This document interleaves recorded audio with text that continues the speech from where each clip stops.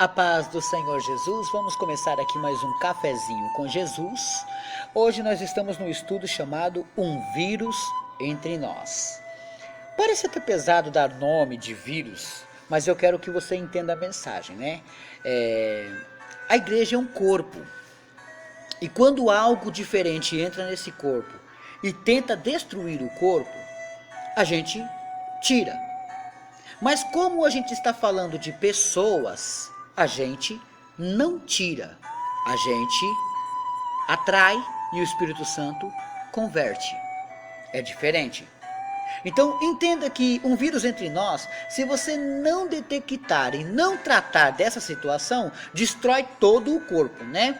Baseado em Josué capítulo 7, do 1 ao 26, nós já lemos, meus irmãos, até o versículo 5. E eu vou ler o versículo 5 para continuar esmiuçando essa palavra.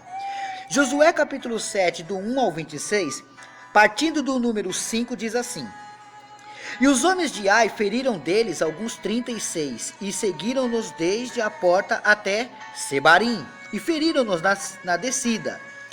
E o coração do povo se derreteu e se tornou como água. Estamos agora vendo uma situação que Josué manda alguns espias para a cidade de Ai. Chegando lá, eles olham e falam assim: olha, não precisa mandar muitas pessoas não, porque não há muita gente lá, dá pra gente combater com uns punhados de 30 mil homens aí, vai. E aí o que acontece? Desculpa, 30 mil não, uns 3 mil homens, desculpa. Aí ele falou, dá pra combater com 3 mil homens. Só que esses 3 mil homens, 30 deles foram feridos quando foram pelejar e perderam a guerra.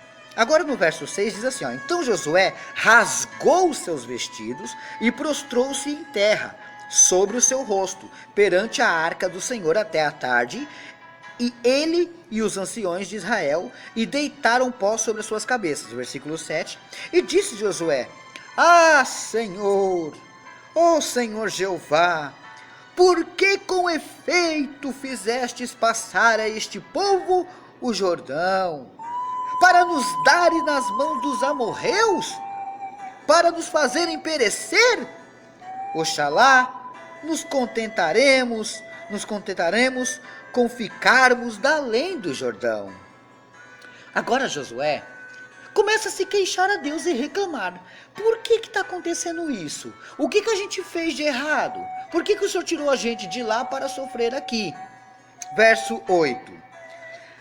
Ah, Senhor, direi, pois Israel virou as costas diante dos seus inimigos. Ouvindo isto, os cananeus e todos os moradores da terra nos cercarão e desarraigarão o nosso nome da terra. E então, que farás ao teu grande nome? Agora ele está dizendo que se o povo for destruído, o nome de Deus é envergonhado. Não, Deus não é dependente disto, não. Mas Josué não sabia do que estava acontecendo. Israel era um corpo. Porém, havia um vírus entre eles. E esse vírus fez com que eles perdessem a guerra e 30 homens fossem feridos. Assim, nós vamos entender o que aconteceu agora. Verso 10. Então disse o Senhor a Josué: Levanta-te, por que está prostrado? Assim sobre teu rosto. Israel pecou. Ponto. Aí dá para entender que Deus não foi na guerra com eles. Imagina que você sai confiando que Deus está com você, mas se você está em pecado, vai quebrar a cara. Não adianta querer ir para uma oração na casa de uma pessoa se você está em pecado, vai quebrar a cara. Não adianta querer fazer a obra em pecado, vai quebrar a cara. Portanto, Deus está dizendo aqui que ele não foi com Israel, porque Israel estava em pecado. É o que ele disse no verso 10. No verso 11, Israel pecou. E até transgrediram o meu concerto que eles tinham ordenado. Quer dizer, eles juraram não fazer o que eles fizeram. E até tomaram do anátema. Pegaram algo que não era deles. E até furtaram. E também mentiram. E até debaixo da sua bagagem o puseram. Eu imagino que nesse exato momento, o pobre Josué deve ter ficado espantado. Quem? Quem fez isso? Porque nós estamos andando na linha. Quem é que fez isso? Porque não traiu só a Deus, traiu a mim também. Veja o verso 12. Pelo que os filhos de Israel não puderam subsistir perante os seus inimigos, viraram as costas diante dos seus inimigos, porquanto estão amaldiçoados. Não serei mais convosco. Olha o que Deus fala. Quando a pessoa comete um pecado e ela esconde o pecado, ela está mentindo e está encobrindo o pecado. Portanto, a gente quando peca tem que se confessar a Deus. Pecou? Confesse a Deus. Errou? Confesse a Deus. E Deus te perdoará. Agora, quando este homem que estava ali com os israelitas escondeu algo, ele prejudicou não só ele. Deu para entender o perigo de um vírus? Ele quando entra e ele contamina, ele não prejudica só um canto, mas todo o corpo. Deu para entender? Como o caso da gripe, quando eu falei. Agora, olha o verso 12. Pelo que os filhos de Israel não puderam subsistir perante os seus inimigos, viraram as costas diante dos seus inimigos, porquanto estão amaldiçoados. Não serei mais contigo, se não desarraigardes o anátema do meio de vós. Ah, então peraí, tem uma condição.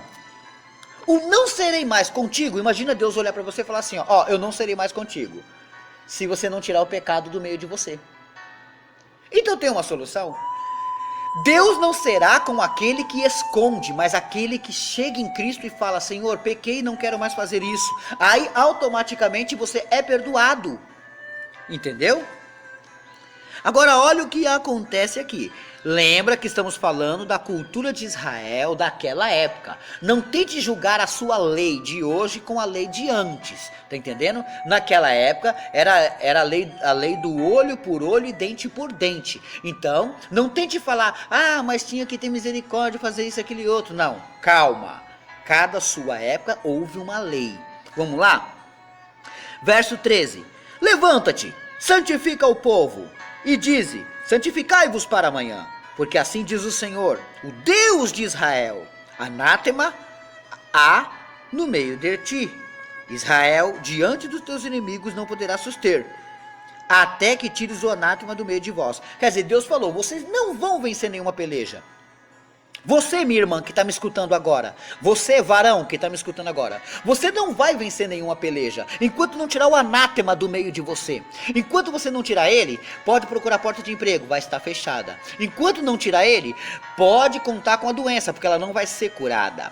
Enquanto você estiver com anátema, só vai ter desordem, destruição, e você não vai ter comunhão com Deus. Deus está dizendo claramente, eu não sou contigo, enquanto continuar com anátema.